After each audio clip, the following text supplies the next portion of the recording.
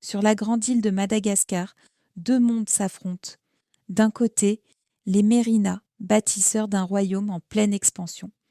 De l'autre, les Betsimisaraka, maîtres de la côte orientale, protecteurs d'un peuple fier et tourné vers l'océan.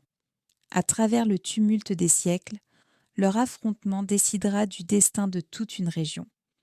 Au début du XVIIIe siècle, un jeune chef nommé Ratsimilao parvient à unir les tribus dispersées de la côte Est. Fils d'un pirate anglais et d'une princesse malgache, il fonde le royaume Betsimisaraka, instaurant paix et prospérité sur le littoral.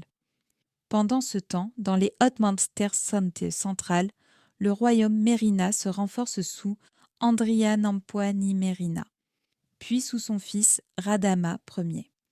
Leur ambition est claire, unifier toute l'île sous leur bannière. En 1817, l'armée Mérina, forte de nouvelles alliances et de technologies européennes, descend des hautes terres vers la côte Est. Les Betsimisaraka, divisés après la mort de Ratsimilao, peinent à s'organiser face à cette menace massive. Une partie de la côte tombe sous le contrôle Mérina. Des garnisons sont établies, les tribus doivent payer des tributs.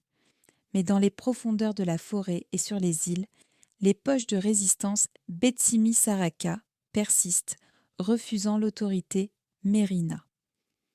Si le royaume Betsimisaraka a perdu son indépendance politique, son âme, elle, n'a jamais été conquise. Aujourd'hui encore, le peuple Betsimisaraka honore son histoire de bravoure et de résilience sur les rivages de l'océan Indien. Les guerres entre Betsimisaraka et Mérina ont forgé l'histoire de la côte Est malgache. Que serions-nous devenus si l'unité avait été maintenue?